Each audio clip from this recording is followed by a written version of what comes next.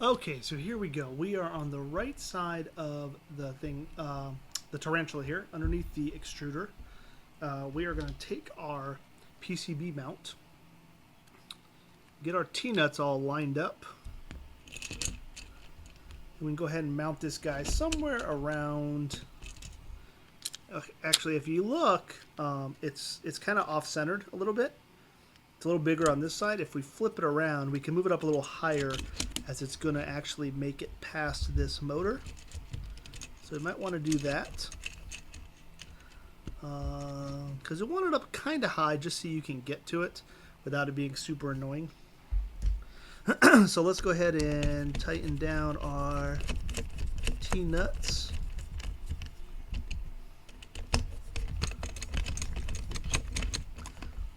I like this acrylic because you can actually see that if the T-nuts are tightening or not, because they're super annoying.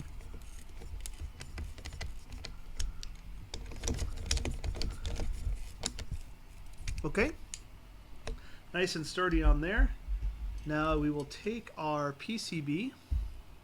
Now you got two choices. You can wire in some of this more difficult stuff to wire, like the bottom part here. These bottom areas, you can go ahead and wire up that part first and then attach it, or you can kind of do it while it's attached. I'm going to go ahead and wire it now. So this big green plug is our power supply. Remember our power supply, we had these red wires that we wired up. Those are actually going to go into these sockets right here. Now it's recommended that you do strip and then tin these wires with solder if you can. I'm going to go back and do that later. But for right now, I am just going to put them in there. And then when I finalize my my build later, I will go ahead and tin them. Okay, you can see that this is labeled plus and minus. So red's going to go into our plus and black into our minus. And let me get a screwdriver. So let's loosen these up. Not too far, you don't want them to fall out. Alright, and we can go ahead and wire these guys in.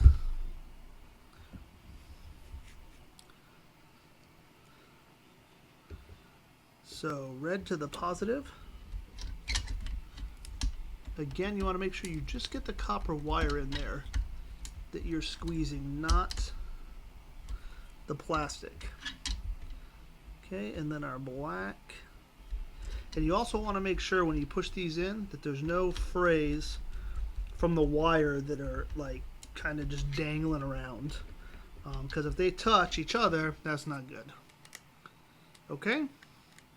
Another thing you can do is directly solder these here. Or take this out completely and solder them right into this point. That's another option some people do as well to make it a little bit more secure. Okay. Now, if you notice I did that, one thing we're going to need to do is the fan on our hot sink, or our heat sink, on our hot end, this needs a constant supply of 12 volts. So even though there's a fan marking on here, that's not going to be for this fan. That's for a fan that software can control to cool your part as it's printing. But this fan needs to be on all the time or you're going to get clogs in your hot end. Okay, so you actually want to wire this 12 volt into this 12 volt. So it's an always on. Now that's also going to apply to the fan that goes on the front of this. So what you're going to really need to do is wire in all these 12 volts into here together. Now what I do is I actually will attach a terminal block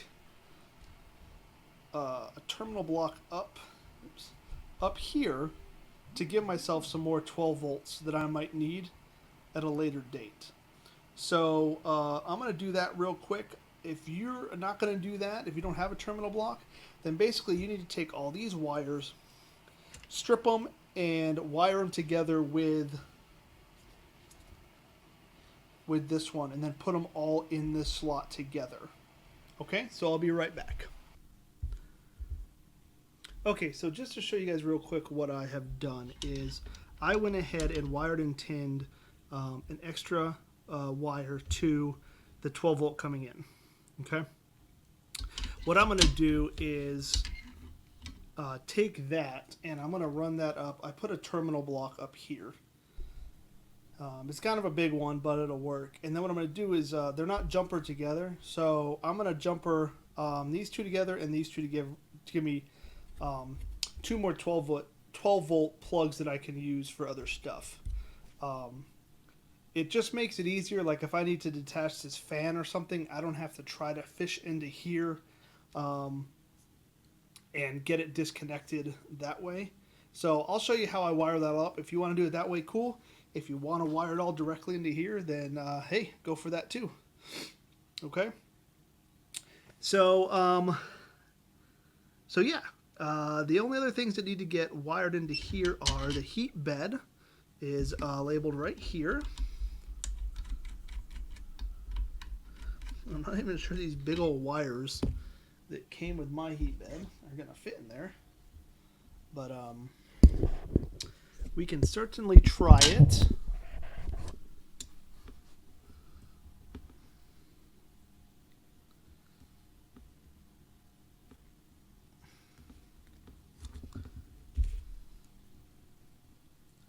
Because they gave me some monster cables for this bigger heat bed.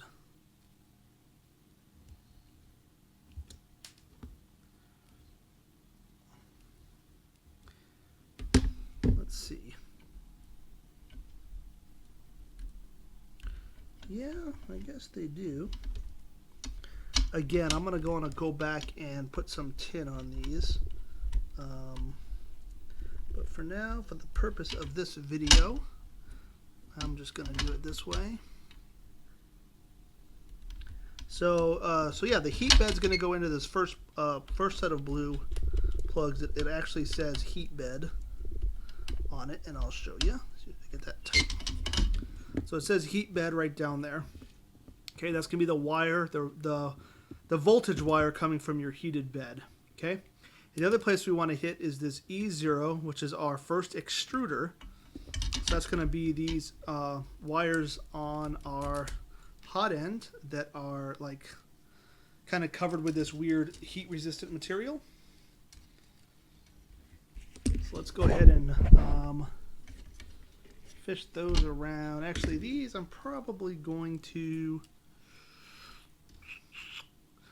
run these up and over this way, so we can just wire those directly into our E0. And you're probably going to be messing with the cables a bunch once this is all said and done.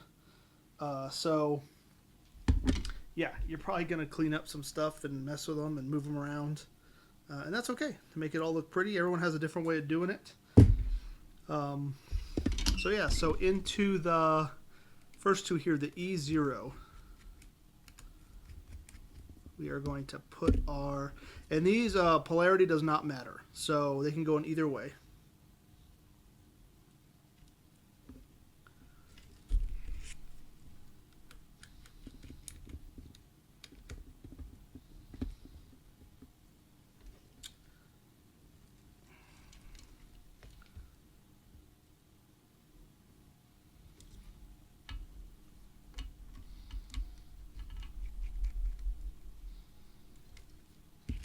Okay, so there's our wiring of the power side of that. All right, now everything else is just plug in, so we can go ahead and mount this now. So into those smaller holes, like so. And there were some nuts that came with this package, so we'll just grab those nuts. And we'll go ahead and put those on. And oops, if you put the brass ones on pretty tight already, then you're probably just going to have to try to get these on with your fingers, which I'm failing at the moment. So we'll just get those all finger tight, and then you could tighten them with a wrench or something afterwards if you need to. I'm gonna go in front of the camera. Yeah, your Z might get in the way. If it is, just spin your Z rod, get it out of the way.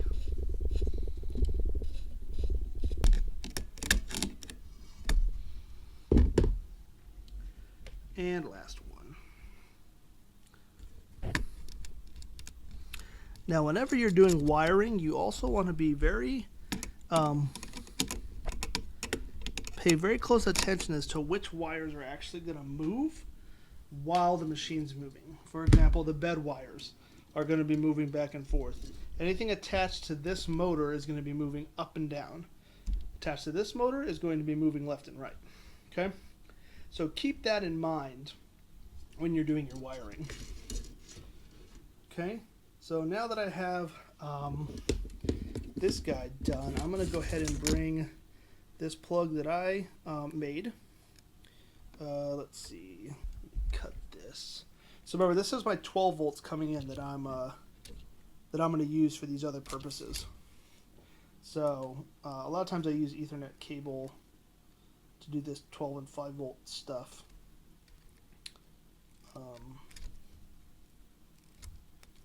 This is a very low usage to these fans, low amperage or low wattage. So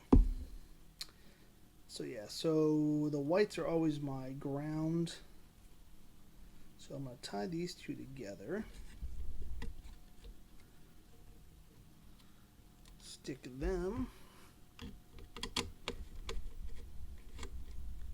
in here.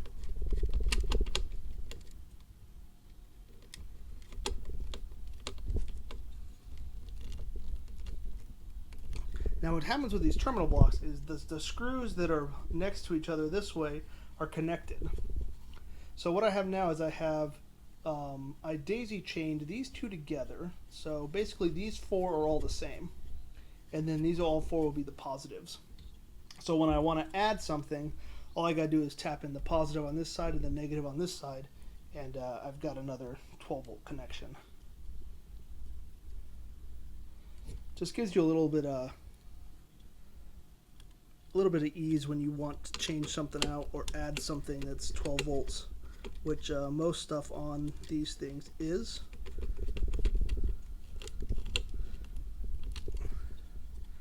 Okay.